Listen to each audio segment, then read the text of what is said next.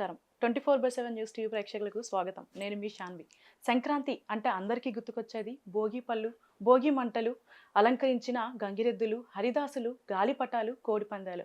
అంతేగాని అసలు సంక్రాంతి పండుగ ఎందుకు జరుపుకుంటున్నాం? దాని యొక్క ప్రత్యేకత ఏంటి? ప్రాముఖ్యత ఏంటి? అనేది ఎవ్వరికీ తెలియదు. మరి దీని గురించి మనకు వివరించడానికి మనతో పాటు ప్రముఖ జ్యోతిష్య శాస్త్ర నిపుణులు చేబియం కిరణ్ శర్మ గారు ఉన్నారు. మరి ఆయనతో మాట్లాడదాం. నమస్తే గురువుగారు. అఖండ లక్ష్మీ ప్రాప్తిరస్తు అష్టైశ్వర సిద్ధిరస్తమ్మ. ఎలా ఉన్నారు గురుగారు? అద్భుతంగా ఉన్నాను తల్లి. గురుగారు, ఇప్పుడు సంక్రాంతి పండుగ వచ్చేస్తుంది. సో మన తెలుగు వాళ్ళు ఫ్యామిలీ అందరితో కలిసి చేసుకునే ఒక పండుగ అంటూ ఉంది అని అంటే అది సంక్రాంతి పండుగ. కానీ ఈ పండుగని మనం 3 రోజులు జరుపుకుంటాం. భోగి, సంక్రాంతి, కనుమ అని. ఎందుకు 3 రోజులు జరుపుకుంటాం? దీని యొక్క ప్రత్యేకత ఏంటి? ప్రాముఖ్యత ఏంటి? మంచి ప్రశ్న. అంటే దాదాపుగా ఏ ఒక్క వ్యక్తి కూడా అడగలేని ప్రశ్నలు అవి నిజంగా చెప్పాలంటే.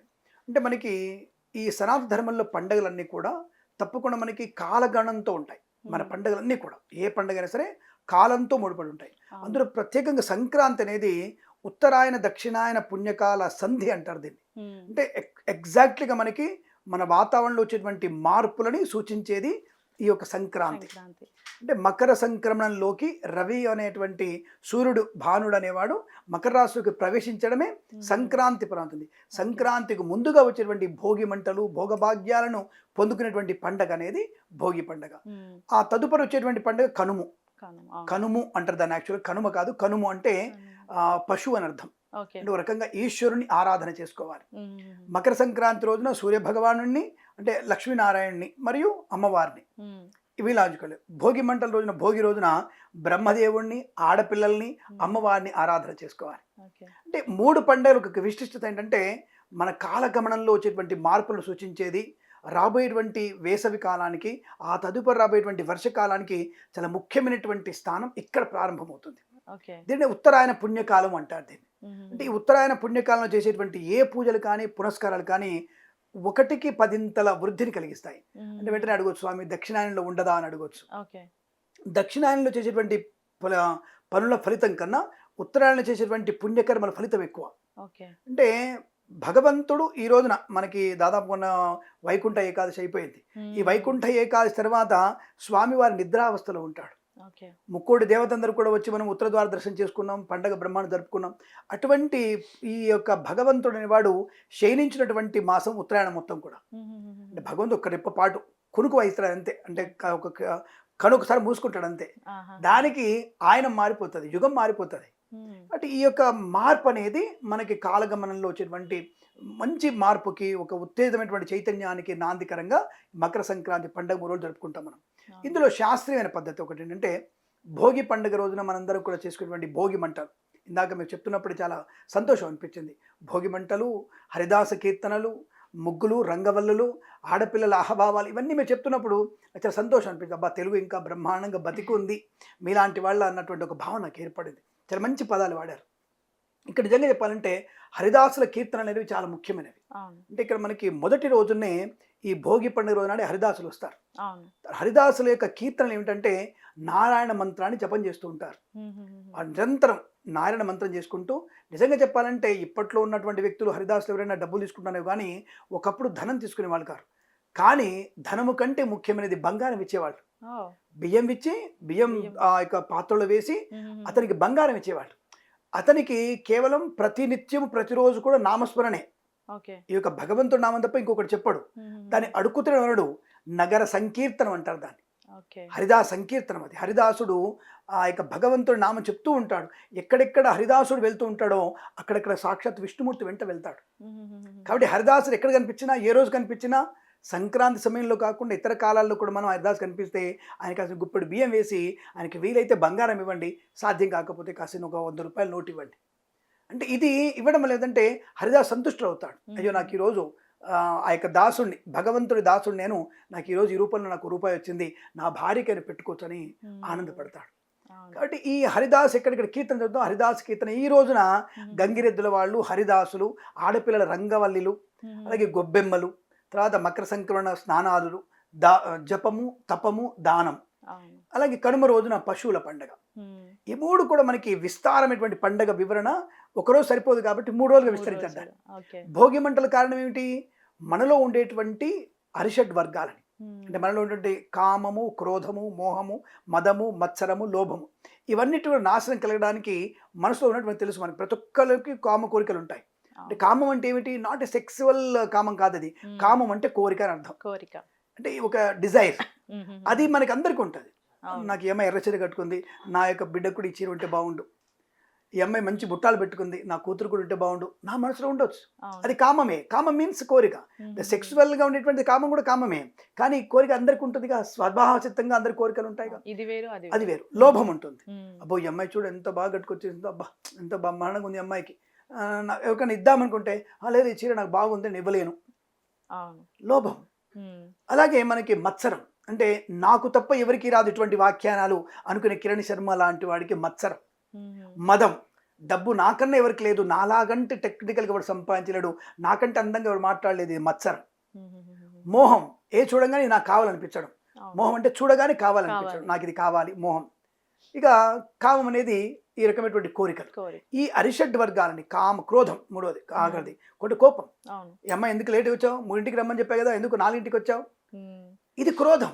అంటే అవతల వాళ్ళ ప్రవర్తన ఏమిటి, అవతల వాళ్ళు ఎలాంటి ఇబ్బందులు ఉన్నారో తెలుసుకోకుండా మనం మాట్లాడడం, అవతల వాళ్ళ మీద అరవడం, చేతనైతే అంటే చేత కాకపోతే కొట్టడం కూడా ఇది క్రోధం లాంటిది.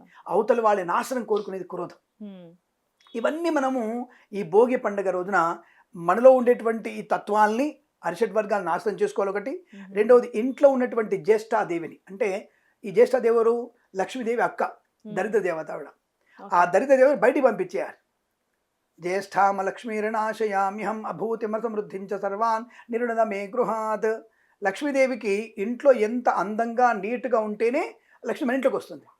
మనీలు ఎక్కడెక్కడైతే శుభ్రంగా ఉండదో ఆ ఇంట్లోకి అమ్మవారు రాదు. మీరు మార్వాడి ఇళ్ళు కానీ ఇతరత్ర ఇల్లు చూడండి, వాళ్ళ ఇళ్ళలో ఎప్పుడు ఏ మూలకు కూడా ఇంత మట్టి కానీ బూజు కానీ ఒక మరక కానీ ఉండదు. ఆ ఇంటిలో ఎక్కువ లక్ష్మీదేవి ఉంటుంది. మరి ఎందుకంటే అమ్మవారు చెప్తుంది జ్యేష్ఠామ లక్ష్మి నాశయామి, నేను అప్పుడు వస్తాను ఇంట్లోకి అని చెప్తున్నావిడ. మనం మాత్రం నాకు మా అమ్మమ్మ గారి బారసాల దుప్పట్లు, నా కూతురు పుట్టినప్పుడు దుప్పట్లు, మా అమ్మ పుట్టినప్పుడు దుప్పట్లు, దిండ్లు, పరుపులు, మంచాలు, కుర్చీలు విరిగిపోయినవి ఇవన్నీ కూడా మన దగ్గర పెట్టుకోవాలంటే ప్రమాదం ఉంటుంది. అప్పుడు మన ఇంట్లో పలికిరాని వస్తువులు ఎక్కువైపోవడం, పరికి వచ్చే లేకుండా పోవడం. కాబట్టి లక్ష్మీదేవి ఇంట్లోకి రాదు. ఇక్కడ ఇదేమో శాస్త్రీయ పద్ధతి, అంటే వేదంలో చెప్పబడింది. మరి మనం వైజ్ఞానికంగా చెప్పాలిగా. ఇప్పుడంతా సొసైటీలో వైజ్ఞానిక కదా, సైంటిఫిక్ రీజన్ ఏంటంటే ఎక్కడెక్కడైతే నీకు చెత్త కుప్పలు ఏర్పడతాయి ఇంట్లో, దాంట్లో బ్యాక్టీరియా ఉత్పన్నం అవుతుందిగా. ఆ బ్యాక్టీరియా అనేది మనిషికి నీరసాన్ని, అనారోగ్యాన్ని, అలాగే మలబద్ధకాన్ని, నిద్రలేమితనాన్ని, అకాల భోజనాన్ని అనేక రకాలు కల్పిస్తూ ఉంటుంది. తినే పదార్థంలో పడతాయి, అవి నిలువ పచ్చళ్ళలో పడతాయి, బియ్యంలో పురుగులు ఉంటాయి. అంటే ఈ చెత్త వల్ల ఏమవుతుంది, పురుగులు బ్యాక్టీరియా పెరిగిపోతుంటాయి. దానివల్ల మనిషి ఏమవుతాడు, అనారోగ్యం పాలవుతాడు. 2 రకాల నష్టం కదా. ఒకటి రోగగ్రస్తులైన వాడు హాస్పిటల్లో ఉండాలి, లేదా రోజు నీరసంగా ఉండాలి. సంపాదించేవాడు నీరసంగా ఉంటే సంపాదన రాదు, ఖర్చు పెరుగుతుంది. 2 రకాల ఇబ్బంది ఏందిగా. అంటే అక్కడ లక్ష్మీదేవి ఎందుకు ఉంటుంది. కాబట్టి ఇలా మన వాళ్ళు ఇంటిని అందంగా ఉంచుకోగలిగితే మంచిది, లక్ష్మీదేవి ఉంటుందని చెప్పడానికి ఈ సైంటిఫిక్గా మీరు అడుగుతున్నటువంటి జన విజ్ఞాన వేగడుతున్నటువంటి సమస్య ఇదనమాట. ఇంటిని అందంగా పెట్టుకో, లక్ష్మి ఉంటుందని చెప్పడానికి ఇది ప్రత్యక్ష కారణం. ఇలా మన వాళ్ళు అందంగా చెప్పారు, నీ ఇంటిని అందంగా పెట్టుకో, ధూపం వెయ్యి, అగరబత్తులు పొగలు వెయ్యి, దీపం పెట్టుకో. అలాగే సంక్రాంతి ముందు ఇంట్లో అన్ని సామాన్లు కడిగి మళ్ళీ పెట్టుకోవాలి, తప్పకుండా పెట్టుకోవాలి. ఇక్కడ అందుకనే విరిగిపోయినటువంటి వాటిని ఏం చేస్తాం మనం, పడేస్తే అవి కుప్పలు తిప్పలు అయిపోతాయి కదా.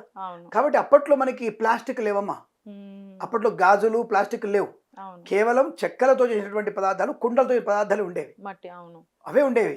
ఆ విరిపోయినటువంటి చెక్కలన్నీ కూడా వాళ్ళు టేకు చెక్కలు, మంచి మంచి గంధం చెక్కలు లాంటి మంచి మంచి చెక్కలు లాంటివన్నీ ఒక దగ్గర చేర్చి గ్రామ సహితంగా ఊళ్ళో అందరు కూడా హోమం చేసేవాడు.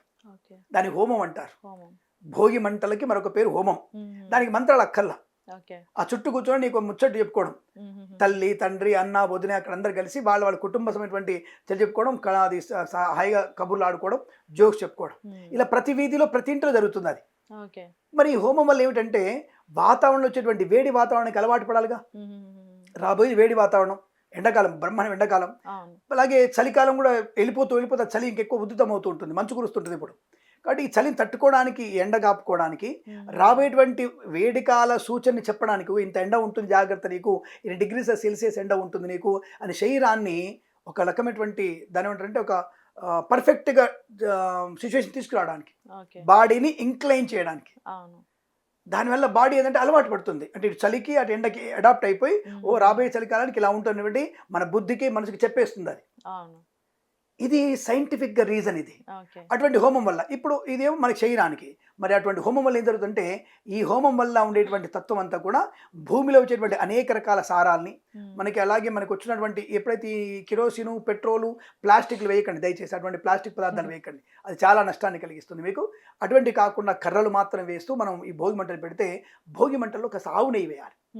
ఆ పొగ అనేది మనకి గాఢమైన పొగ, అది గాఢమైన పొగ ఏంటంటే ఈ నెయ్యిలో వచ్చేటువంటి పొగ ఏంటంటే సాంద్రత ఎక్కువగా ఉంటుంది, వెళ్తూ వెళ్తూ నీటిని ఆవిరి తీసుకెళ్ళిపోతుంది. రేపు వచ్చే ఎండ ఈ పొగ ఆల్రెడీ పైకి వెళ్ళిపోతుంది, గాఢంగా ఉంటుంది, సముద్రపు నీరు, వేడి నీరు అంతా కూడా పైకి వెళ్ళి మేఘావృతం అవుతుంది. ఆ మేఘాలు కదిలిన తర్వాత కొంత అన్నీ ఒక దగ్గర కలిసిన తర్వాత జూన్ 18, 20 తారీఖు తర్వాత మనకు వచ్చేటువంటి వర్షాలన్నీ కూడా ఒక మంచి వర్షాలుగా పడతాయి. అంటే ఇది సామూహిక చేసేటువంటి వ్రతం. మరి ఇతర ఏ మతాల్లో ఎటువంటి ఉన్నాయా? ఇతర ఏ మత, నా సనాతన ధర్మం కాకుండా ఇంకొక ధర్మంలో ఇటువంటివి ఉన్నాయా? నాకు చూపించండి ఎవరైనా సరే.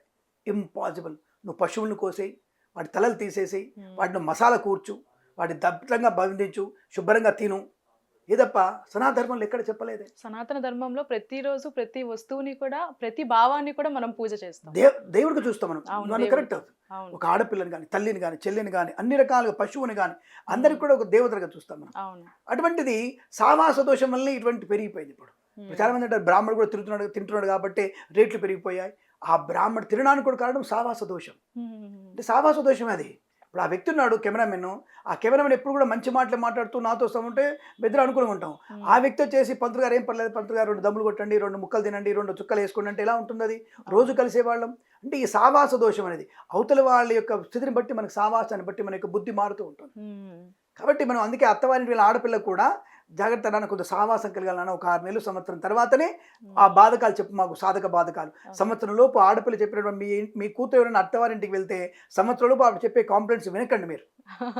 అది వింటే కాపురం నష్టం అయిపోతుంది. సంవత్సరం తర్వాత అప్పుడు వినండి, అప్పటికి ఏమైనా అడ్జస్ట్ అయిపోతుంది, వాళ్ళు ఈవిడికి అడ్జస్ట్ అయిపోతారు, ఒకళ్ళు తెలుసుకుంటారు. కానీ మనం ఇప్పుడు పెళ్ళైన 1 వీకే ఐ నీడ్ డైవర్స్.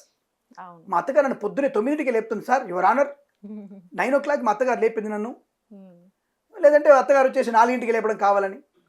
ఏదో రకమైనటువంటి ఇద్దరి మధ్యలో భేదాభిప్రాయాలు. సరే, ప్రస్తుత అంశంలో మనకి ఈ భోగి మంటల వల్ల మనకి అనేక వర్షాలు పడి మంచి పంట వృద్ధి పొంది భోజన సౌకర్యం పొందుకుంటే ఇది భోగి పండుగ రోజు. మరి సాయంకాలం మరి గురుగారు ఎందుకు ఈ రేగుపళ్ళు పిల్లల మీద వేస్తారు అనేటువంటి ప్రశ్న. అంటే బదరి అంటే రేగుపండు, బదరి నారాయణుడు అంటారు వాటిని. బదరి వృక్షం అంటే నారాయణుడి పేరు అది. ఆ నారాయణుడి యొక్క రంగుని, ఆ యొక్క వాటి వల్ల ఆమ్ల క్షారత అంటే బాడీలో ఉన్నటువంటి, మీరు చూడండి ఉప్పుని మనం సున్నిపిండిని ఒంటికి పెట్టుకోవడం వల్ల మంచి ఆరోగ్యం, షైనింగ్ బాగా ఉంటుంది. అవును. మెత్తడి కొద్ది ఉప్పుని కొద్ది సైంధవలనాన్ని కొద్దిగా నీళ్ళలో పసుపులో కలిపి అదే సున్నిపిండిలో కలిపేసి మనం ఒంటికి పెట్టుకోండి, వెరీ గుడ్ షైనింగ్ వస్తుంది. యాంటీ బ్యాక్టీరియా, అది చాలా యాంటీ బ్యాక్టీరియా. అలాగే మన యొక్క భోగి పండుగ రోజున మనము ఆవు మూత్రము, ఆవు పెరుగు, ఆవు పంచకంతో కలిపినటువంటి పదార్థం భోగి పండుగ తినడం కూడా చాలా మంచిది. ఈ తర్వాత మనకి సాయంకాల సమయంలో ఈ బదరీ వనంతో ఆ యొక్క రేగుపళ్ళని, తెల్ల నువ్వులు, అలాగే తెల్లావాలు, బియ్యము, చిల్లర కాయిన్స్ కలిపి ఈ 8-9 ఏళ్ల వయసు పిల్లల మీద వాళ్ళు చల్లుతూ వాళ్ళకి ఇంత ఏజ్ ఉన్న వాళ్ళ మీదనే వెయ్యాలేమన్నా ఉందా గురు? అవును. అంటే అమ్మాయిలు అయితే రేసు వల్ల కాకముందు అమ్మాయికి, అబ్బాయి అయితే 9 ఏళ్ల వయసు వరకు మాత్రమే.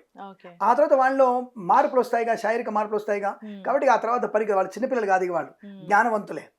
9 ఏళ్ల లోపల వరకు మాత్రమే ఇటువంటి ఈ భోగి పళ్ళు పోసుకోవడం ఆచారం. అంటే ఇలా పోయడం వల్ల ఏమైనా అంతరార్థం ఉందా?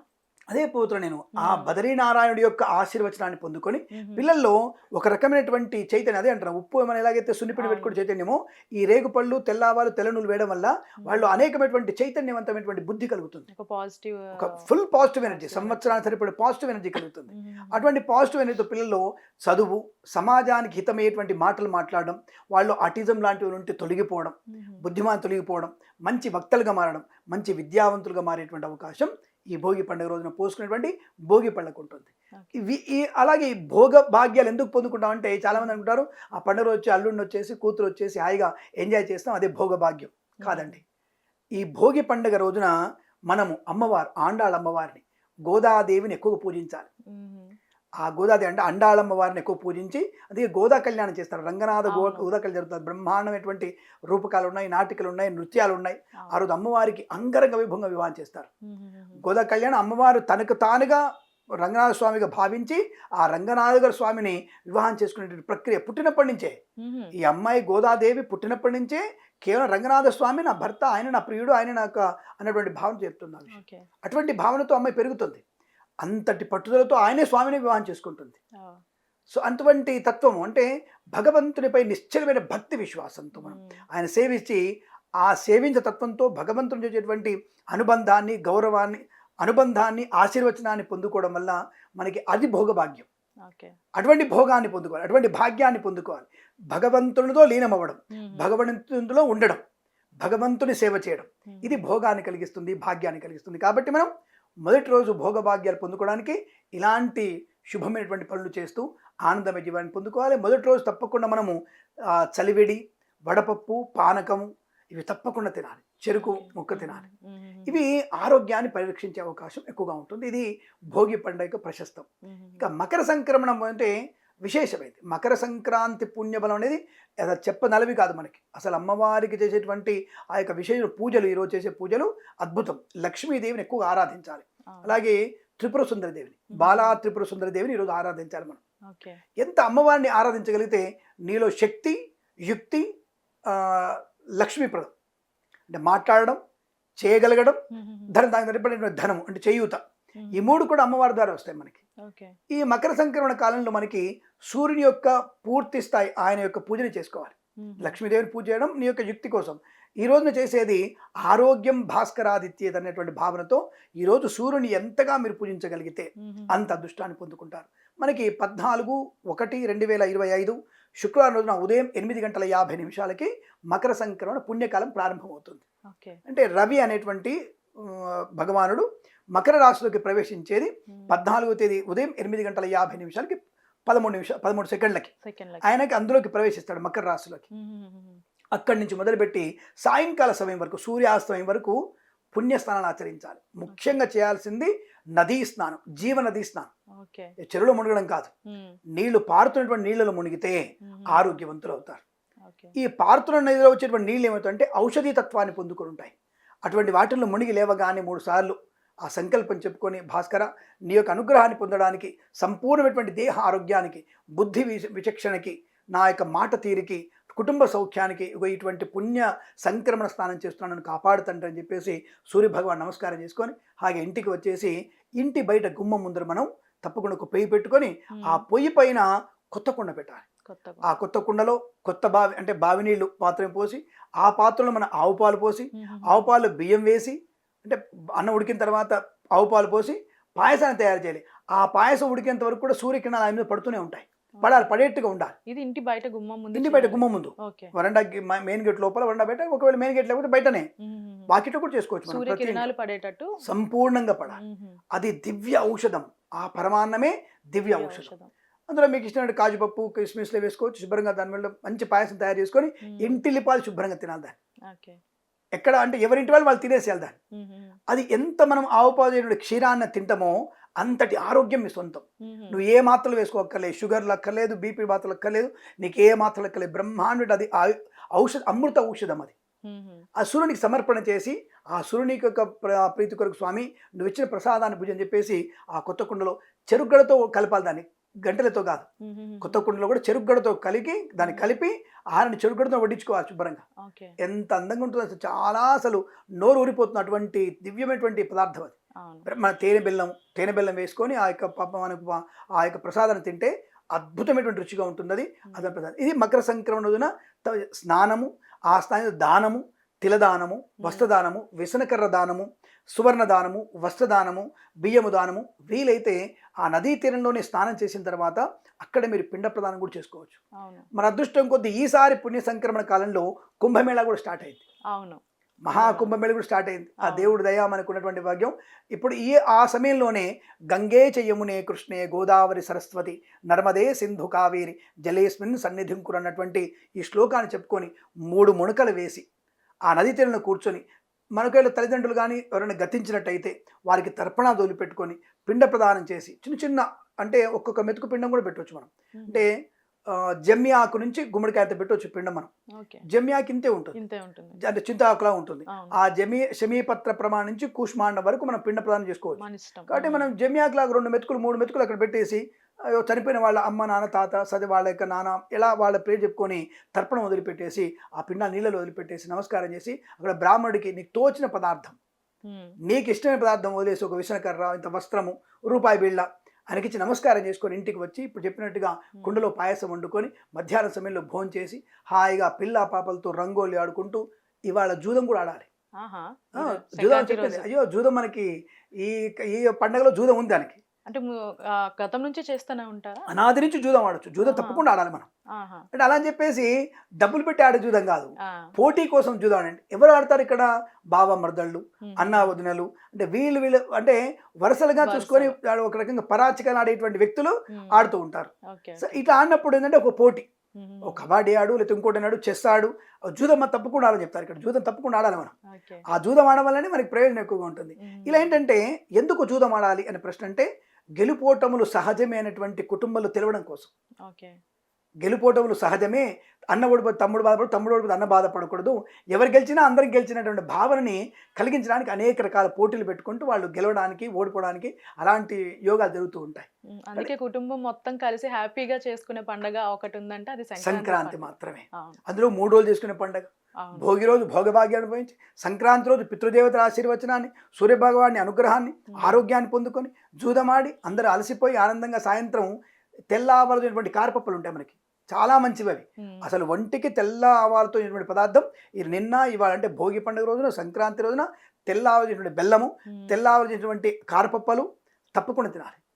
రేపు తెల్ల బెల్లపు ఉండలు అంటే ఉండలు దొరుకుతాయి, అది తినాల్సిందే.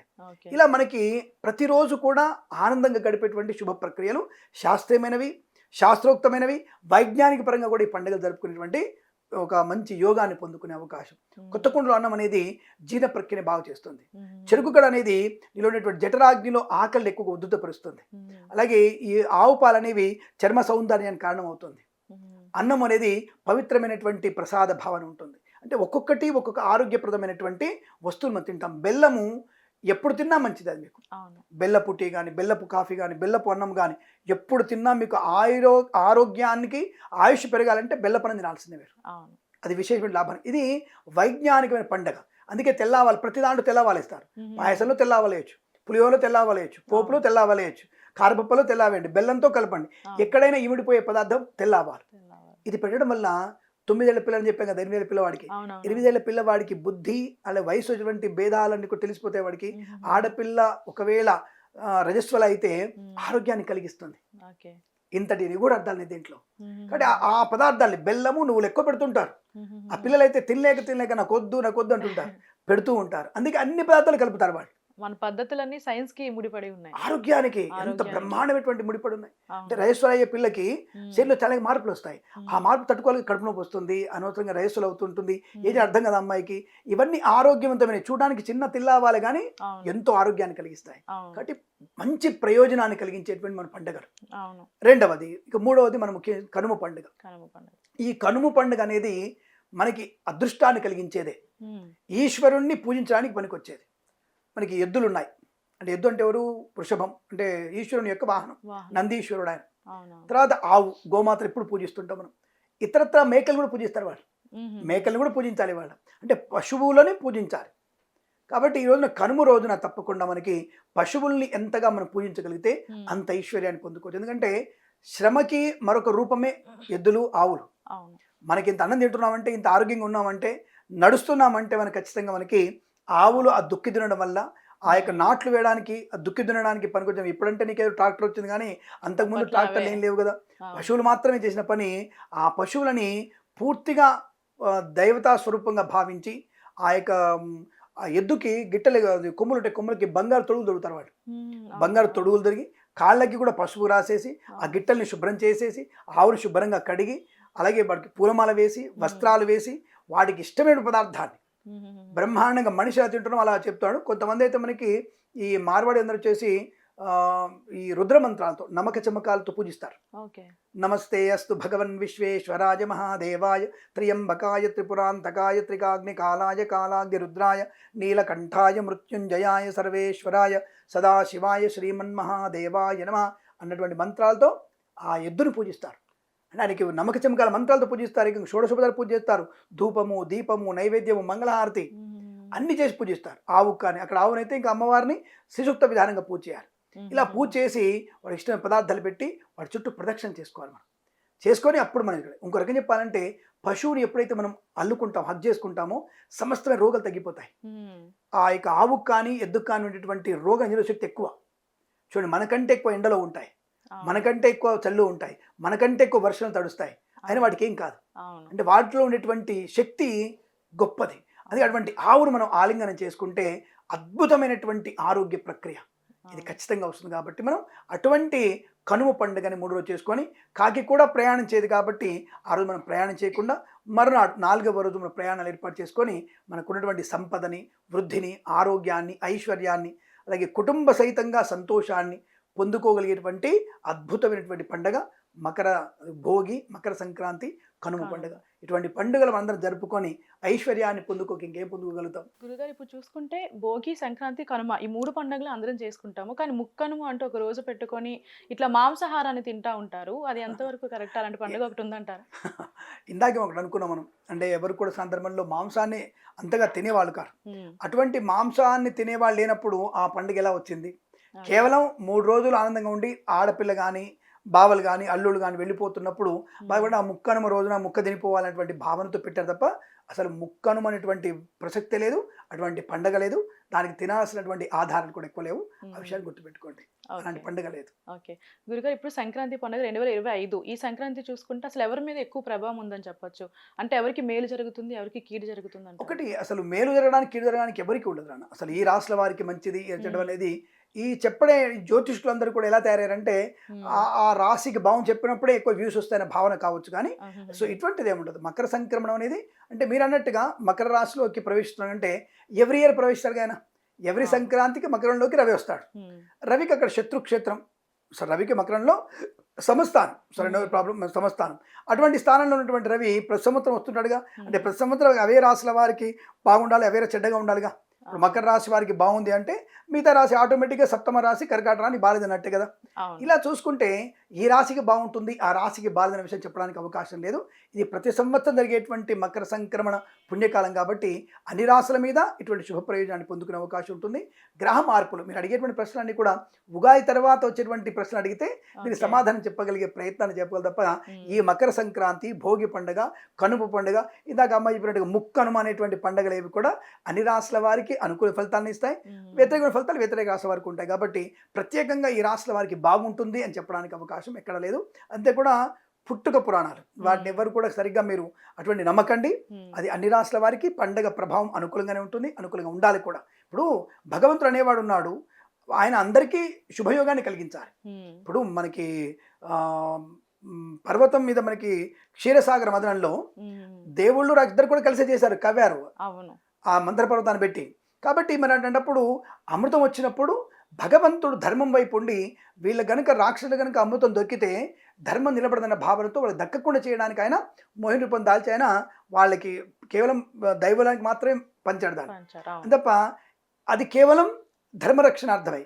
కానీ వాళ్ళు చేసే కృషికి అందరికి కూడా మరి ఈశ్వరుడు అందరికీ దేవగణాలకి అధిపతిగా, విఘ్నేశ్వరుడు అందరికీ దేవగణ అధిపతిగా, అంటే అందరికైనా రాక్షసులకి దేవుళ్ళకి గణపతి అధిపతి, ఈశ్వరుడు ప్రమదగణ అందరికీ ఆయన అధిపతి. ఆయన ఉండేదే మనకి శ్మశానంలో ఉంటాడు ఆయన. కాబట్టి అక్కడ అందరూ దేవగణాలు ఎవరు ఉండరు అక్కడ. కాబట్టి ఇక్కడ భగవంతుడికి అందరు సమానంగా చూస్తారు, ధర్మం వైపు ఉంటాడు. కాబట్టి ఇప్పుడు ఈ పండగ కూడా సూర్యనారాయణ మూర్తి పండుగనేగా, అమ్మవారి పండుగనే కదా. కాబట్టి ఇటువంటి పండుగలలో అందరికీ సమానమైనటువంటి దృష్టి ఉంటుంది తప్ప దేవుడికి ఈ రాశి మీద ఇటువంటి లేదు. ఉగాది నుంచి గ్రహాల మార్పు అనేది ఈ రాశి వారికి ఇలా ఉంటుంది చెప్పడానికి అవకాశం ఉంటుంది. అలాగే మనకి ఈ సంవత్సరం వచ్చేటువంటి ఈ మనం ఏమంటారు మకర సంక్రాంతి పురుష లక్షణం ఉంటుంది. ఆ మకర సంక్రాంతి పురుష లక్షణం ద్వారా ఈ ఎటువంటి వారికి పంటలు ఎలా ఉంటాయి, రాజకీయం ఎలా ఉంటుంది అనే విషయం కూడా ఉగాది ఫలితాలతో పాటు మకర సంక్రాంతి పురుష లక్షణంతో కూడా చెప్పుకునేటువంటి ప్రయత్నం చేయవచ్చు. అది ఉగాది రోజున చెప్పేటువంటి ప్రయత్నం.